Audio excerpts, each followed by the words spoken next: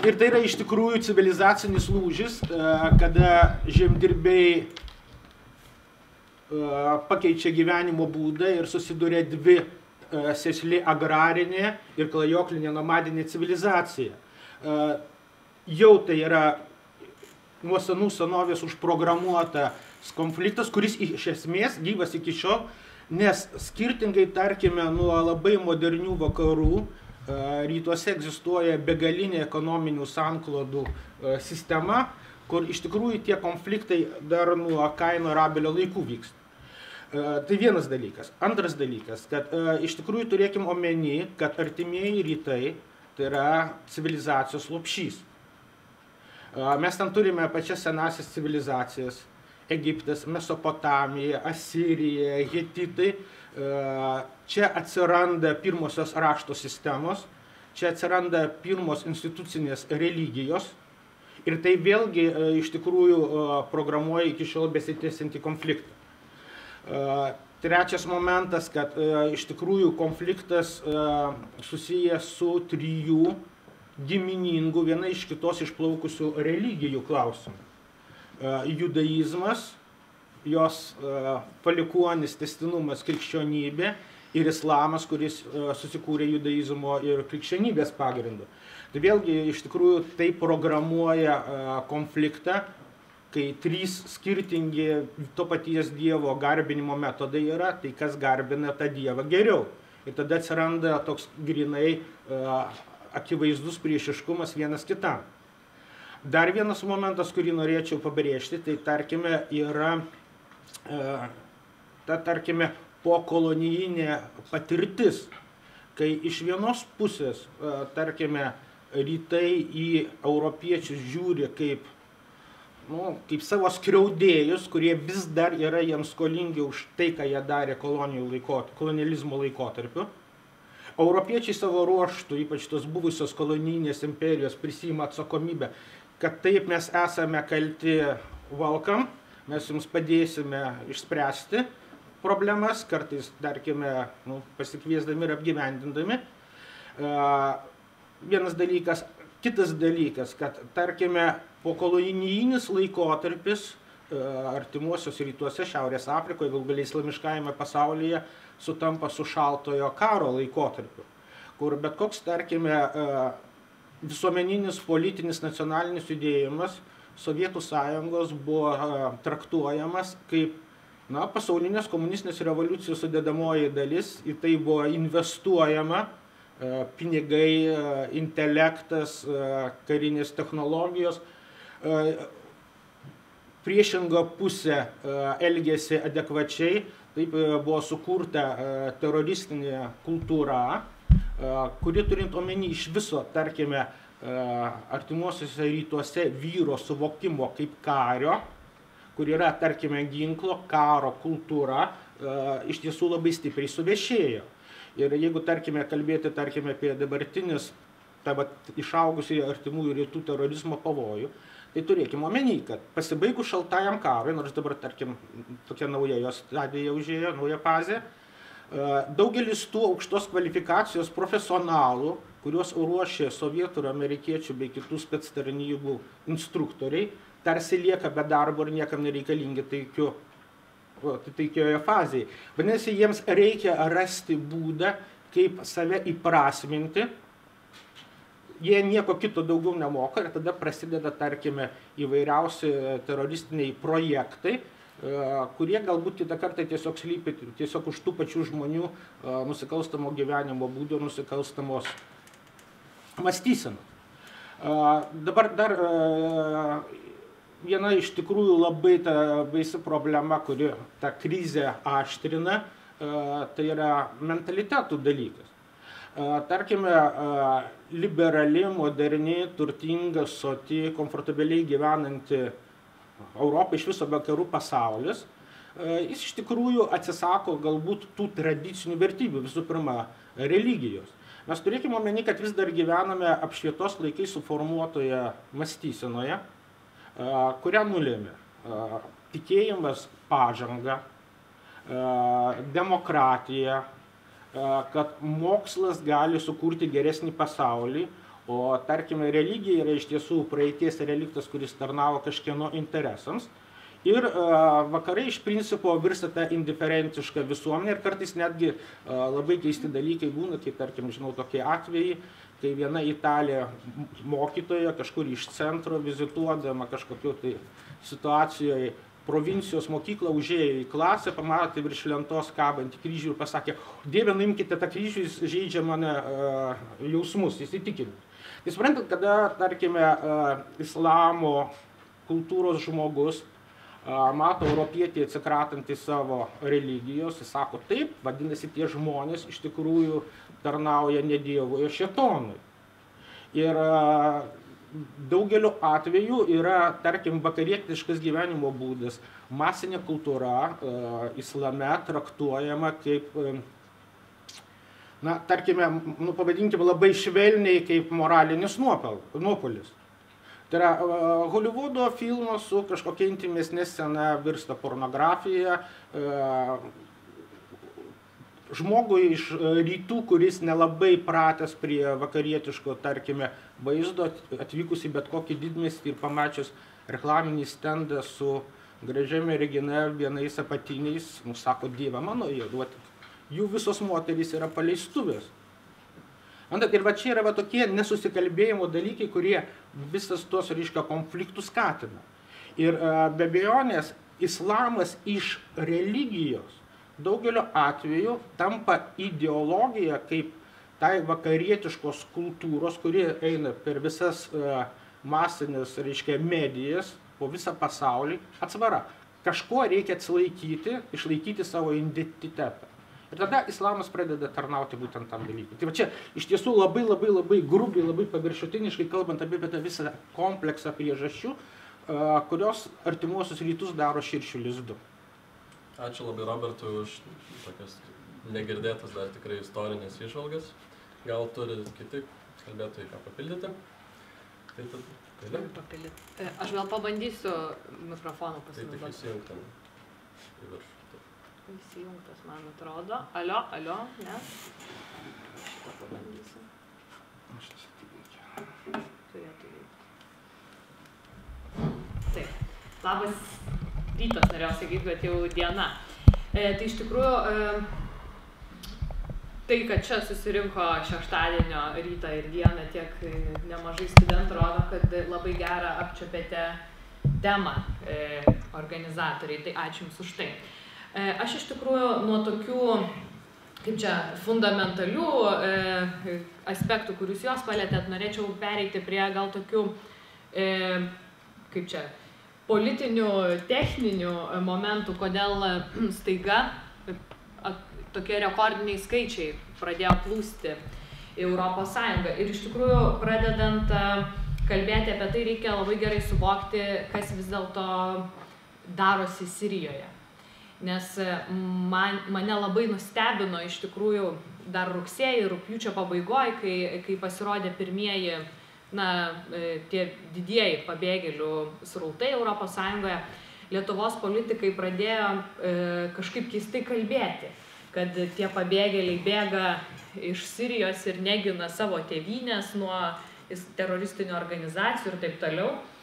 Čia kai kurie Seimo nariai tokius straipsnius rašė. Tai rodo iš tikrųjų, kad mes nelabai suprantam, kas ten iš tikrųjų vyksta. Tai pirmiausiai Sirija yra valdoma diktatoriaus. Diktatoriaus, kuris šiaip jau tą Al-Asado, kuris savo postą paveldėjo iš savo tėvo. Šiaip tai ne jis turėjo būti įpėdinis, turėjo būti įpėdinis jo brolis, bet netikėtai žuvus jam avarijoje, būtent jis tapo vadovu. Ir kada buvo arabų pavasario visi tie momentai, kada griuvo tam tikri diktatoriai toj pačioj Libijoje ir visi pilietiniai, kaip čia, tie neramumai vyko Šiaurės Afrikos valstybėse, pradėjo svyruoti ir Asado režimas. Ir pradėjo svyruoti ne juokais. Bet ką šis žmogus padarė, tai tiesiog metodiškai gerai, ne ką prašiau negu Hitleris, pradėjo naikinti savo žmones. Ir 2013 metais Jungtinių tautų organizacija netgi na, kaip ir buvo paskelbusi, kad net 5 kartus buvo panaudotas cheminis ginklas, būtent Sirijos valstybės prieš savo žmonės, įskaitant ir vaikus. Tai toks yra Sirijos režimas. Mes galime kelti klausimą, ar islamas aplamai yra karo religija ar ne. Ką apie tai sako Koranas, ką apie tai sako pranašo Muhamedo sūnai ir taip toliau. Tai be abejo, mes ten matysime labai daug ištraukų, kurie tiesiog tiesiai šviesiai sako, kad krikščionės arba tos pačius žydus ir taip toliau mes galbūt turime ir žudyti. Kitoje vietoje bus parašyta, kad ne, mes turime su jais taikiai draugauti ir taip toliau. Bet vėlgi, jeigu dabar kalbant apie tai, kaip islamo valstybė išnaudoja pačią religiją, tai be abejo, jiems reikia legitimuoti savo veiksmus. Ir aišku, šaryje šiuo atveju, tai kaip ir sistema, teisinė, jo socialinė sistema, tai labai daug, čia tai yra labai didelė turi reikšmę. Ir šiuo atveju be abejo, jie instrumentalizuoja ir Koraną, ir tą pačią pranašo Muhamedo sūną, ir jie interpretuoja tai savais tikslais. Bet tai dar kartelį sakau, kad Koranas yra labai įvairus, yra labai daug ištraukų, kur pasakys prieš ir už jo tą patį krikščionį. Ir šioje vietoje yra tiesiog labai sunku interpretuoti vien sakykime, reikšmiškai, pavyzdžiui, taip kaip jūs ar jūs tai padarėte. Noriu kibti į atlapus. Prašau. Aišku, aš taip damos atžvilgiu nedžentlmeniškai nuskambėjo, bet diskusijos prasme. Jeigu mes kalbam iš viso, tarkime, apie tai, kaip mes suvokiame islamą, tai mes iš tikrųjų balansuojam tarp dviejų labai didelių kraštutinumų, kurie iš tikrųjų yra, aš sutikčiau visiškai, abu yra klaidingi. Na, tai yra Aladino pasaka, halva šerbetas, ir galbūt jau dabar žiūriu jaunimo madoje išėjusios tos tokios musulmoniškos karelės aplink kaktą. Iš vienos pusės ir iš kitos pusės va tas, tarkime, musulmono suvokimas kaip, tarkime, teroristo ir neišvengiamai keliančio grėsmę. Bet mes turėtumėm suvokti ir tokius dalykus. Aš turiu labai gerą asmeninę patirtį, ką reiškia būti 5 krikščionims tarp 100 musulmonų iš sovietinės kariuomenės patirties, kur iš tikrųjų truputėlį tas islamas buvo visgi jau sovietų valdžios apreguliuotas, apkarpytas ir apvaržytas. Tai mes turime suvokti, kad žiūrėjimas į kitos religijos žmonės ten nėra toksai tolerantiškas musulmono mentalitete, kaip, tarkime, yra krikščionių arba, tarkime, budistų. Ir mes neišvengiamai tą turime situaciją suvokti, jau vien tam, kad tas dialogas būtų tarp europietiškos, vakarietiškos kultūros atstovo ir islamo kultūros atstovo dialoge, kad rastumėm kažkokius, reiškia, konstruktyvumus. Kitas dalykas, kad mes iš tikrųjų susikuriam savo tam tikras politkorektiškumo klišes, kuriomis vadovaudamiesi bandome imituoti situacijos suvokimą ir ieškojimą sprendimo kelių, užuot iš tikrųjų tų kelių ieškojimą. Na, buvo visai neseniai akcija apkabint musulmoną, gal iš tikrųjų turėtų būti truputėlį kitaip, kad musulmonas turėtų apkabinti krikščionį, tarkim, visų tų dalykų ir pasakyti, aš solidus su jumis. Tai vėlgi, kai mes kartais iškreiptai priimam tas tikrovės ir kaltinam vienas kitą tuo, kad mes nesuprantam, apie ką kalbam ir ką veikiam. O šiaip dar momentas, tarp kitko, dėl diktatorių. Taip, mes iš tikrųjų gyvenam ir džiaugiamės savo demokratiją, laikome vertybę ir norim, kad demokratiškai gyventų artimųjų rytų žmonės. Nu, tai iš tikrųjų pagrįstas normalus dalykas. Bet kas tenai atsitinka, kai žunga diktatoriai? Situacija iš principo nepasikeičia. Ir jeigu mes dar, tarkime, diktatorių atveju, aš aišku už diktatūrą, bet mes diktatorių atveju turim nors kažkokį partnerį kalbėjimą, tai čia šiuo atveju mes neturim iš viso su ko kalbėti. Yra taip, kad man galbūt šioje diskusijoje yra labai sudėtinga dalyvauti tik todėl, kad aš nesu politologė, o vis dėlto aš daugiau esu kultūrologė. Ir mano dėstomi dalykai universitete yra tokie kaip islamo menas, islamo teisė, koranistika.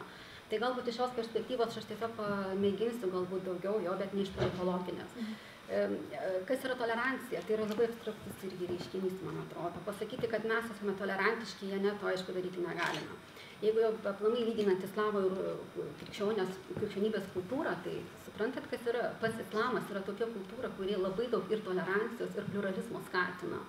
Jau tik todėl, kad, pavyzdžiui, mes islame neturime tokios institucijos kaip Vatikanas, kuri būtų viršiau ir sakytų, ką reikia daryti.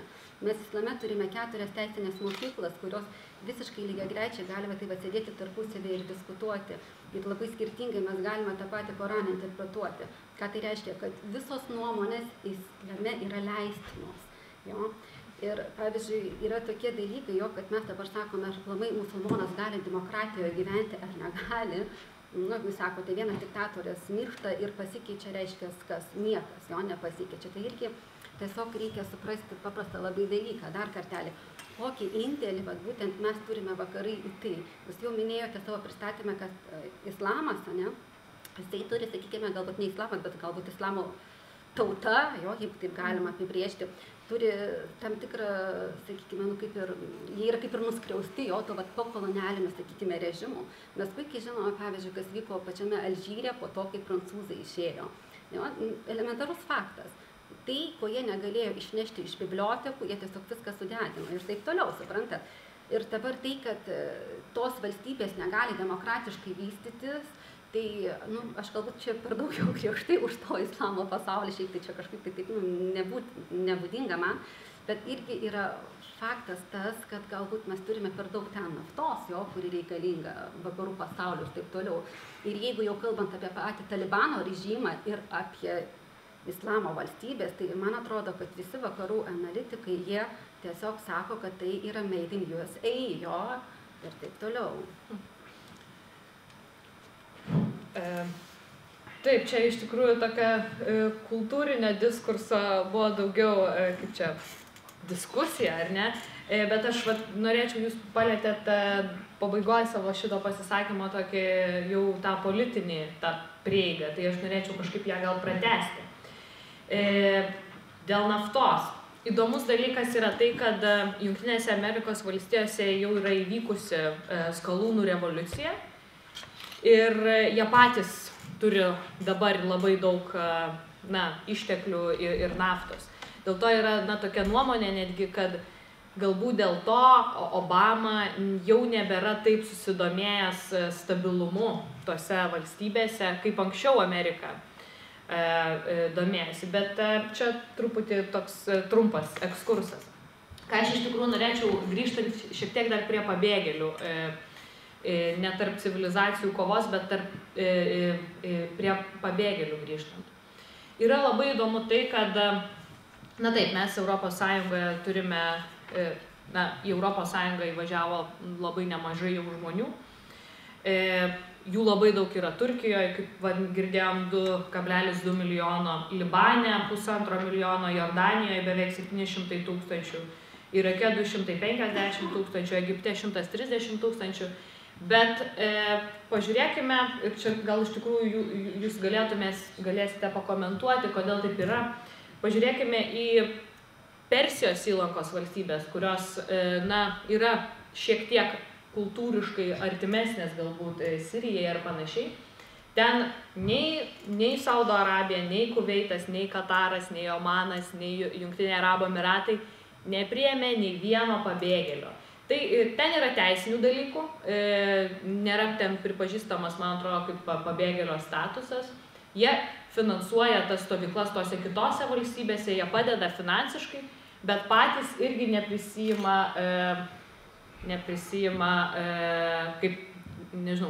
nepriima žmonių. Tai būtų iš tikrųjų įdomu išgirsti, ką jūs apie tai galvojate, kolegos, gal yra kažkokių dar paaiškinimų, bet tų, grinai teisinių, politinių.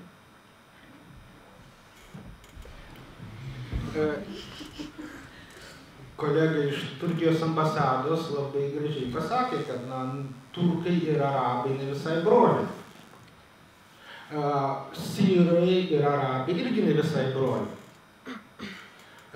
Persai su arabais irgi ne visai broliai. Nors visi, tarkime, skaito Koraną arabišku raštu, arabų kalba, Bet ten, tarkime, irgi tie tautiškumai yra irgi labai stiprus. Beje, reikia suprasti, kad iš tikrųjų etnogenezės požiūriu rytų situacija irgi labai stipriai skiriasi nuo vakarų situacijos. Mes turėkim omeny, kad už formalių, dažnai dėl kolonializmo susiformavusių dabartinių artimųjų rytų valstybių sienų slypi dar du žemėlapiai. Tai tarkime, 3 pagrindinių islamo sektų šiitų, sunitų, vagabitų teritorijų persikryžiavimas, o tame dar, tarkime, sunitų, šiitų, vagabitų, reiškia, mozaika dar labiau margina, tarkime, tos gentinės situacijos. Iš tikrųjų, kas vadovauja visuomeniai, kas yra visuomenės lyderiai. Man atrodo, kad jūs ir pritarsit man, kaip orientalistė, kad visgi mes ten turime gentinę santvarką su šeichais. Ir, tarkime, galbūt kartais šeicho žodis yra svarbiau už parlamento, už prezidento žodį. Ir tai be abejonės labai dažnai sukelia daugybę tokių vėlgi įvairių vietinių konfliktėlių. Dar turėkime omeny, kad, tarkime, ypač pavyzdžiui, Afganistane, kuris, tarkime, galbūt ir sukūrė didžiausią tą precedentą šaltojo karo metu, ir pabėgėlių krizė, ten iš principo prasideda, ir tas musulmoniškas terorizmas. Ten iš viso karinės genčių sąjungos ir genties karo vadas yra pagrindinis lyderis ir kokios tų vadų koalicijos susidaro, kurią pusę jos palaiko, tą kryptim juda visa politika. Buvo, aišku, paminėta, tarkime, popiežius, kad tokio popiežiaus islamas neturi. Tai čia irgi iš tikrųjų labai diskutuotinas klausimas, gerai ar blogai. Nes aš irgi truputėlį orientalistiką domėjausi ir tuo pačiu Koranu. Tai yra bent 14 Korano kanoninių perskaitimo būdų. Turėkime omeny, kad rytietiškas rašymo būdas skiriasi nuo mūsiškio. Ten yra rašoma be balsių. Ir bet kurios, tarkime, 3-4 priebalsių kombinaciją, dedant skirtingas balses, galima skirtingai perskaityti. Dėl to, tarkime, nesant kažkokiai aiškesniai pozicijai, aiškesniam religijos, moralės, teisės ir iš viso, tarkime, situacijos vertinimui, bet kuris kaimo dvasininkas mula gali savaip interpretuoti situaciją ir pasiremdamas raštu šventuoju. Kaip, tarkim, bet kuriuo atveju kitaip ir neišeina, kuo kitų dar gali paaiškinti. Taip pat irgi, ar centralizuotos institucijos nebuvimas yra gerai ar blogai, tai vat, čia iš tikrųjų didelis toksai diskutuojamas klausimas.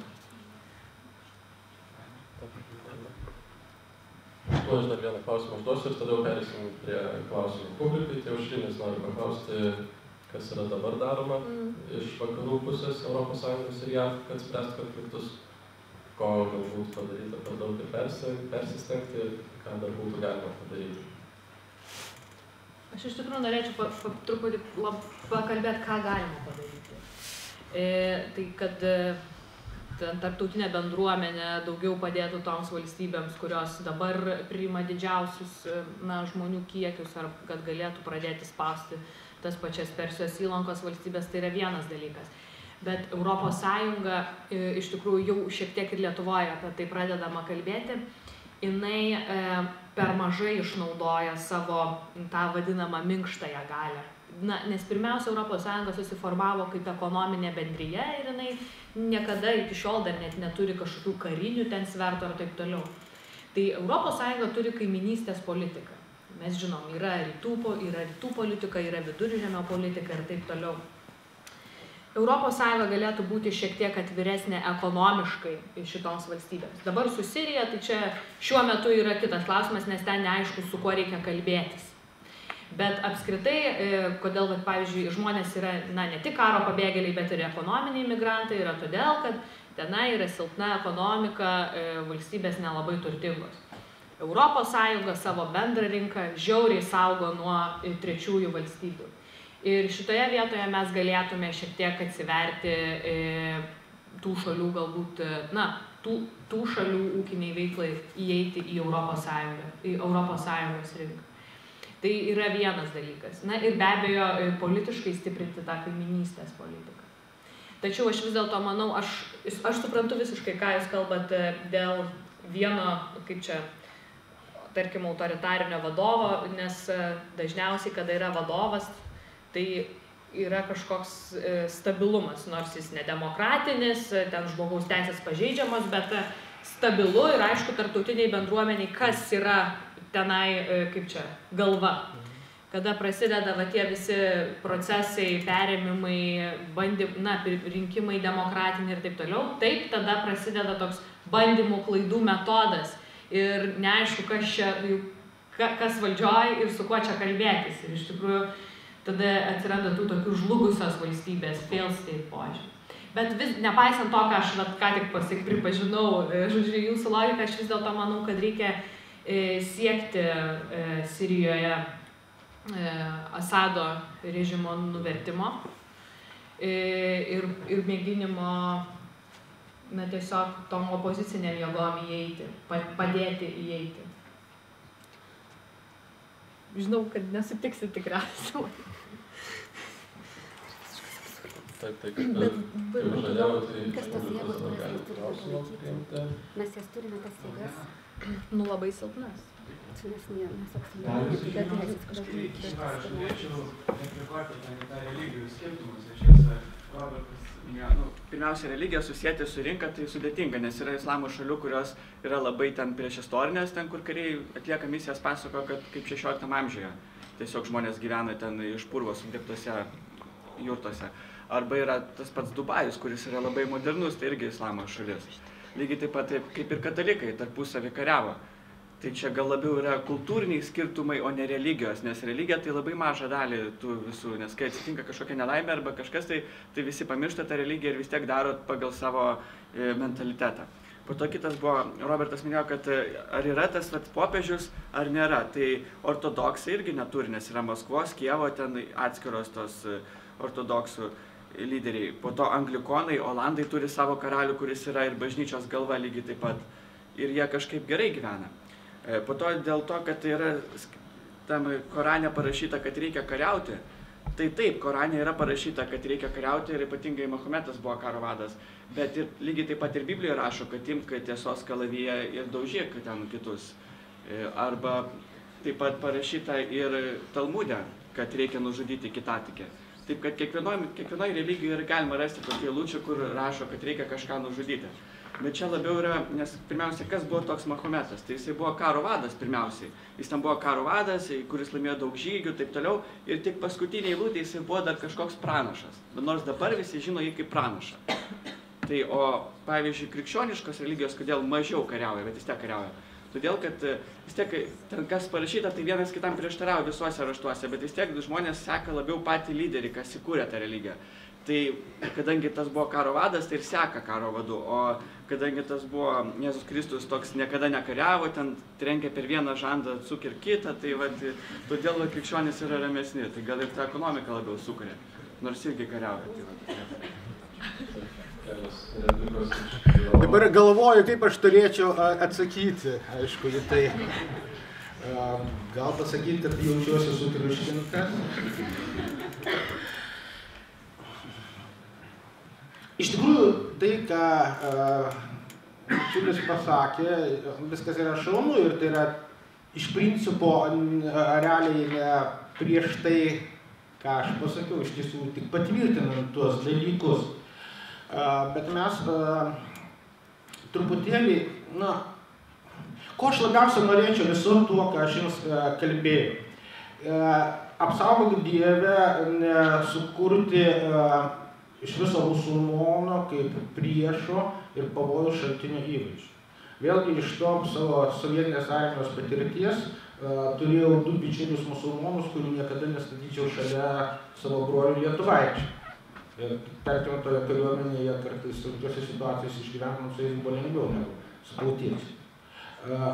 Todėl, tarkime, žmogiškasis dalykas yra žmogiškuoju. Bet šiai dienai mes turime krizę, kuri siejama su islamo kultūra, su islamo kraštuose vykstančiais konfliktais. Ir mes turime tiesiog giliai kultūriškai, istoriškai ir politiškai suvokti, kas darosi. Iš tikrųjų, šiaip jau pabėgėlių krizėje yra vienas toksai labai įdomus momentas.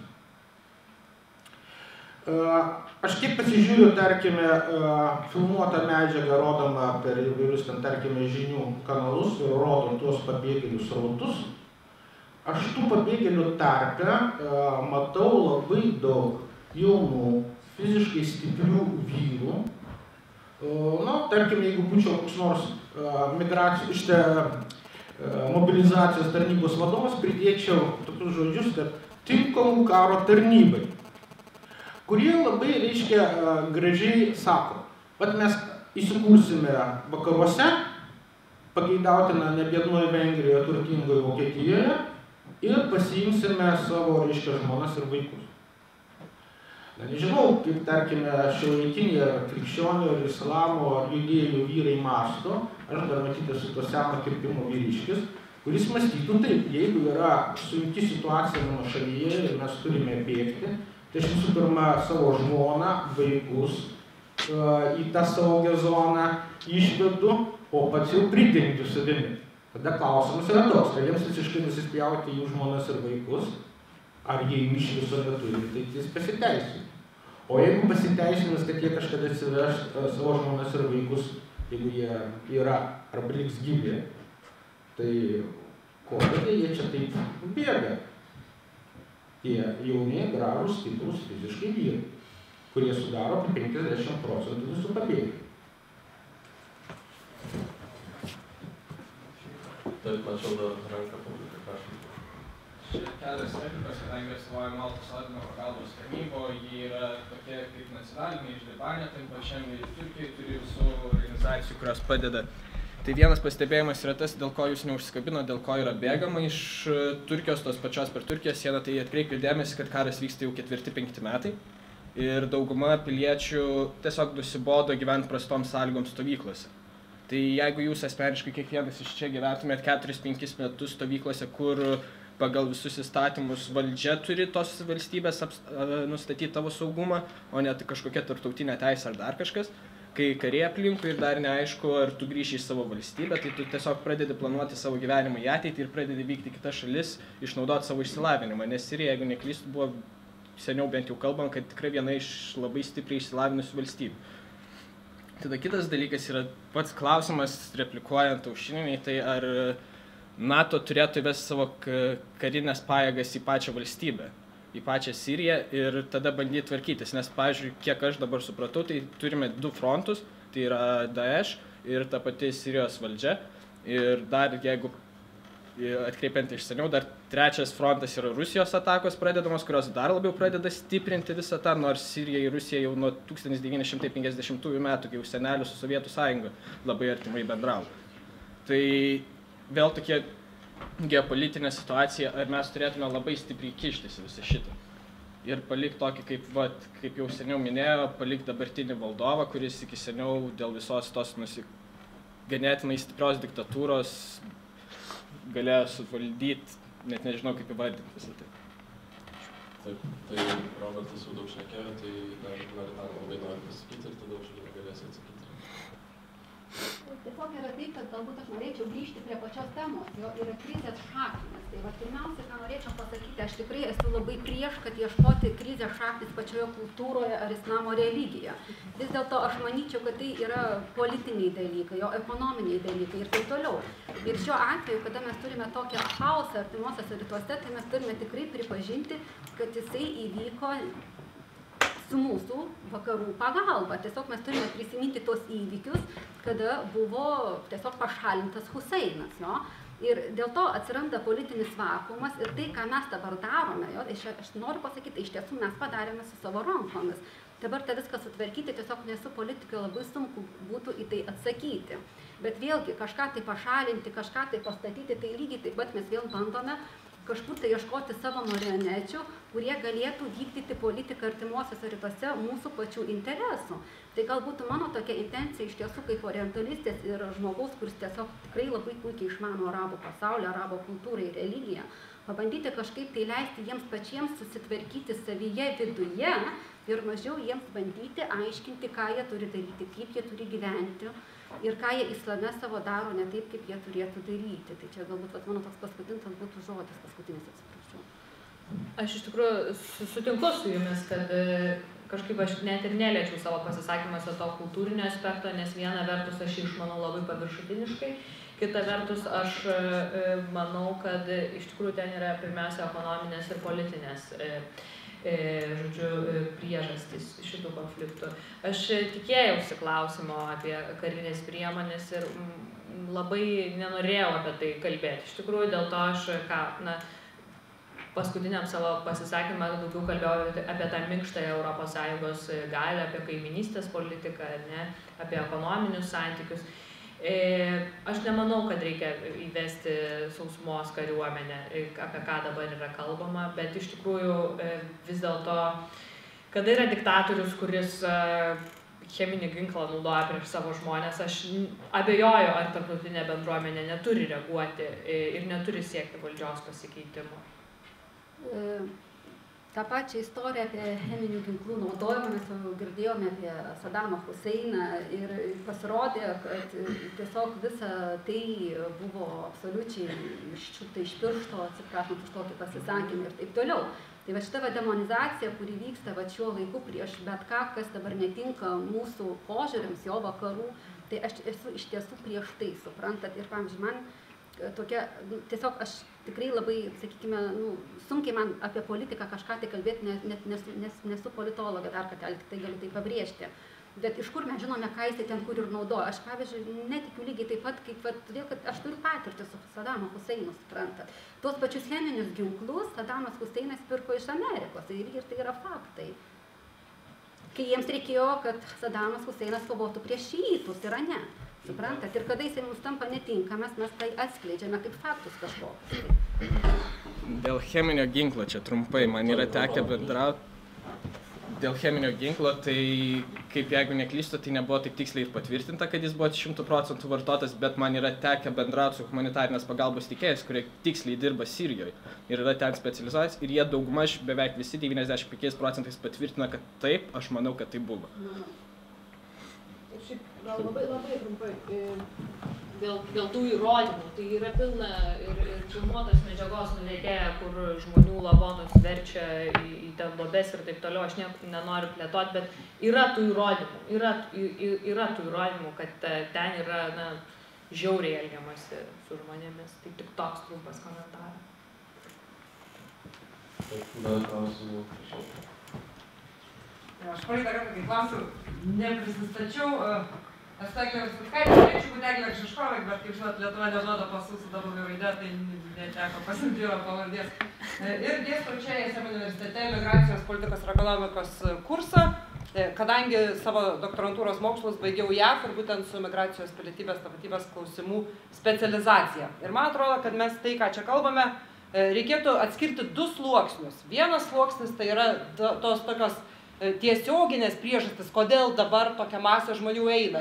Ir ta priežastis yra tikrai gana paprasta ir jau buvo paminėta ne kartą, todėl, kad jie ten tiesiog nebegali išbūti. Ir aš nenorėjau čia taip labai konfrontuoti su tuo kolega iš Turkijos ambasados, bet tai, ką jis pasakė, ne visai yra tiesa, todėl, kad tas protokolas pasirašytas 67 metais, kuris nutraukė tą sąlygą, kad tik tais europiečiai gali būti laikomi pabėgėliais, tai tą nutraukimą tos sąlygos, tų geografinių apribojimų atsisakymą pasirašė beveik visos šalis, kurios iš viso ten pasirašytos, išskyrus 4, ir tai yra Turkija, Monakas, Madagaskaras ir Kongas. Tai va čia tos 4 valstybės, kurios mano, kad pabėgėliai gali būti tik iš Europos, ir dar yra keliasdešimt valstybių, tokių kaip Persijos įlankos valstybės, kurios iš vis nepripažįsta pabėgėlių. Ir kodėl jos nenori priimti, nu, tai mes tą išgirdom, tarp jų pačių yra didžiuliai kultūriniai skirtumai ir daug iš tų valstybių yra pasiskirščios būtent pagal tai, kur šitai, kur sunitai, o dar tarp jų dar skirtingos visokios sektos. Tai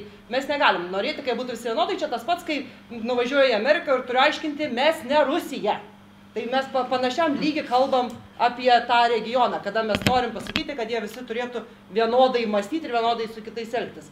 Tai čia tos tiesioginės priežastis, kad tos pabėgėlių stovyklos neturi pakankamai net maisto. Ką jau kalbėti apie tai, kad jie daugybę metų negali į mokyklą eiti, jiem neturi teisės dirbti tenais, neturi teisės tam, kad žmonės ten tuos kelis metus išbūtų.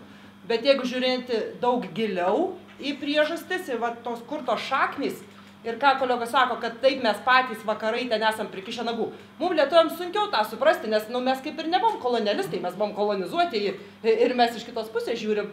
Bet vakarų valstybės iš tikrųjų tenai padarė tą košę pačios ir tai vyko anksčiau negu su bandymais nuversti dabar tos diktatorius paskutinius kelis dešimtmečius.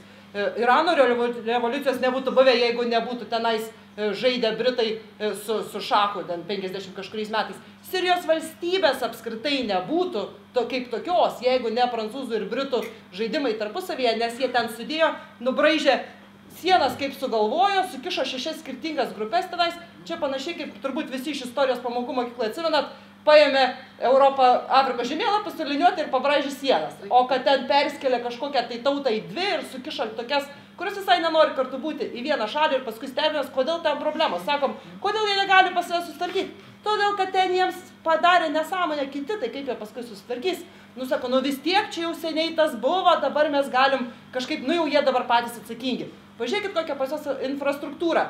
Apie artimuosius rytus aš mažiau galiu pasakyti, bet kaip analogiją, paimkit įdomumo dėliai, visi telefonuose mėgstat nosis sukišęs įdėt, susiraskit Afrikos kolonijinių geležinkelių žemėlapį. Ir pažiūrėkit, kaip jis atrodo. Afrikos žemynas visas ir kraščiukose taip, kasykla ir uostas. Ir vienas geležinkelis tam. Ir va taip, ir tik tiek tos infrastruktūros ten yra. Taip buvo visa jų ekonomika sugriauta ir padaryta.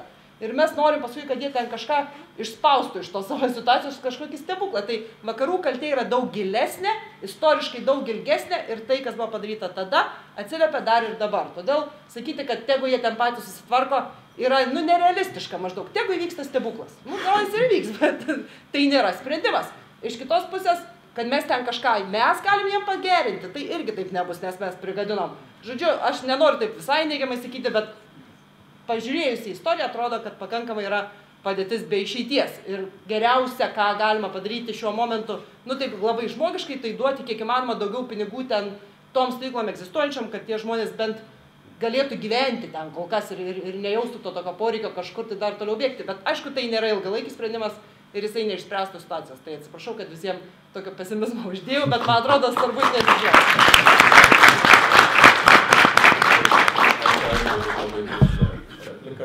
Gal kas nors nori pritarti, papildyti?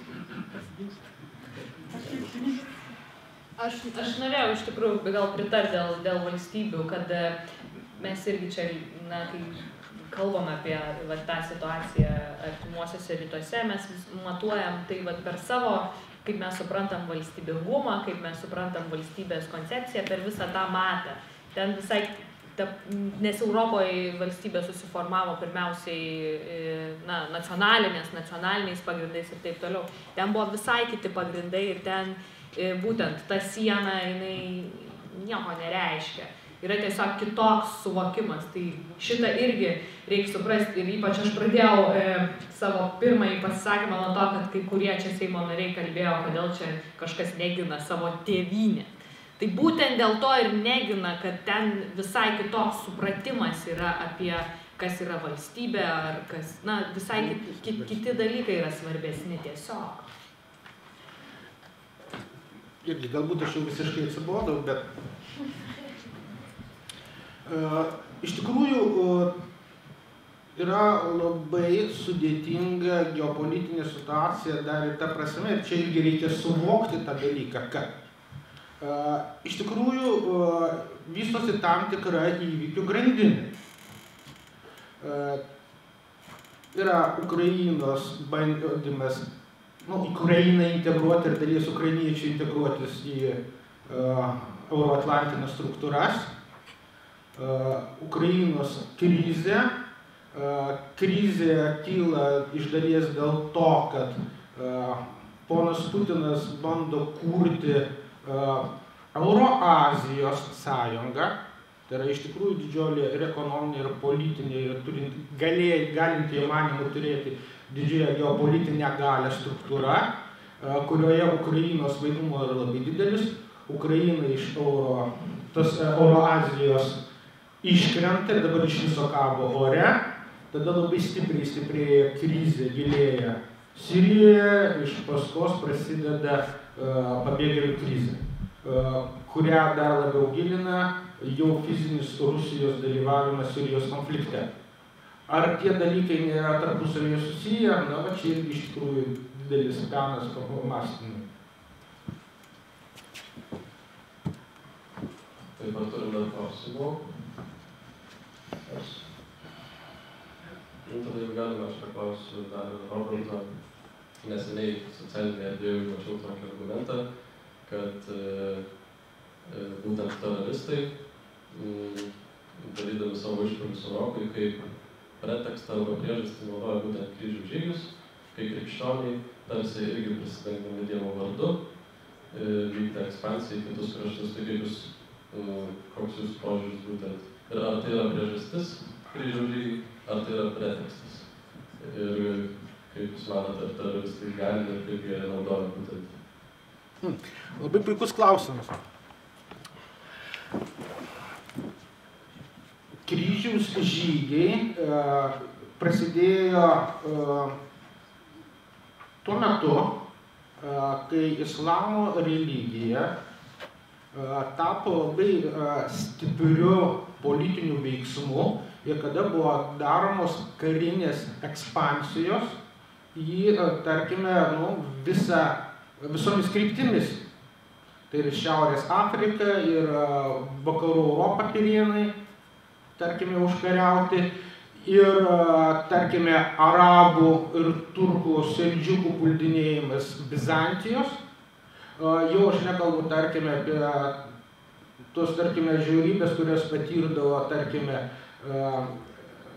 Palestinos, Sirijos, Jordanijos krikščionių bendruomenės, kurios kreipėsi vienintelę tuo metu įmanomą galybę popiežių apginti savo brolius krikščionis.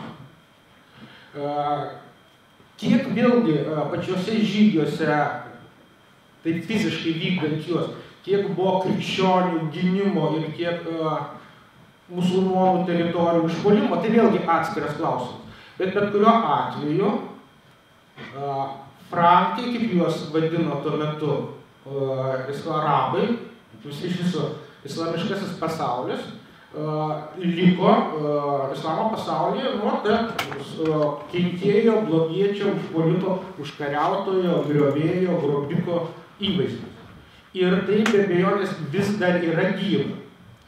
Bet yra ir kita medalio pusė. Istorijoje nėra labai daug dėsnių, bet yra, tarkime, to pliūpsnio fazė, kada nauja religija duoda postūmį civilizacijos ir kultūros raidai, ir mes čia turime šalia pirmųjų Mahometo ir pirmųjų kalifų laikų užkariavimų, mes turime fantastinį islamo kultūros suklestėjimą, kas galų gale davė postūmį Europos renesansui, nes tai buvo didžiausia vertybė, ką atsivežė iš kryžių žygių, tai islamo pasiekimus, kurie davė tą postūmį. Tada būna tokia, reiškia, rami fazė, kada visą tai, ką užkariauja, suvirškina, suformuoja kažkokios, reiškia, stabilios struktūros ir tada naujas pliūpsnis. Tai iš tikrųjų kryžiaus žygių metu tą naują pliūpsnį savo civilizacijos ir religijos išgyveno krikščionis. Jeigu mes, tarkime, paskaičiuotumėm islamo religijos, tarkime, gyvavimo laikotarpį ir pabandytumėm tos fazės maždaug šimtmečiais sudėlioti ant krikščionių, tarkime, civilizacijos kūrimo. Mes pamatytumėm, kad dabar islamas išgyvena maždaug tokį pat laikotarpį, kokį išgyveno katalikybė kryžių žygių metu. Ir tai be abejonės aktyvi. Kitas dalykas, kad institucinė krikščionybė veikė kryžių žygių formą, o decentralizuotas islamas veikia galbūt kitomis formomis. Bet tai, kad tai yra tam tikra civilizacijos vystymosi fazė, tai aš manau, kad tai yra vienas iš tų paaiškinimų, dėl ko, tarkime, kyla įvairiausi, tarkime, tie konfliktai. Ir gal atsirado klausimų iš žiūrovų.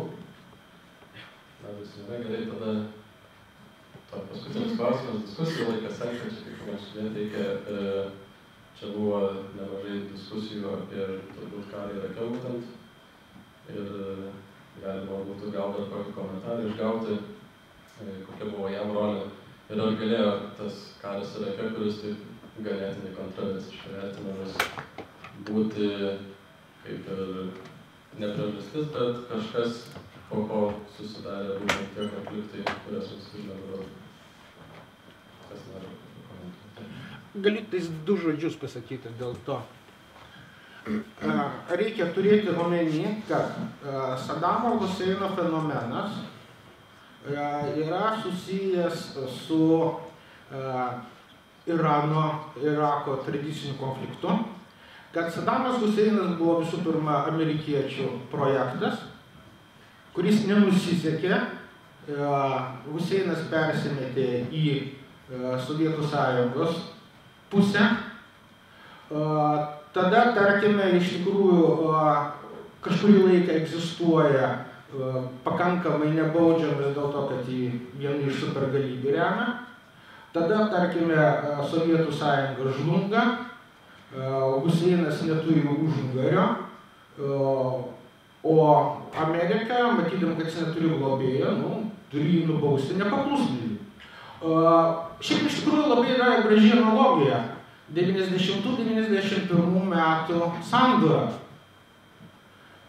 Kuveito okupacija, audra dykumoje ir sausio 13 Vilniuje. Naftingas Kuveitas turėjo nutraukti pasaulio dėmesį nuo įvykių Vilniuje, Baltijos kraštuose. Ačiū Dievui, tai neįvyko, bet planas buvo labai akivaizdus.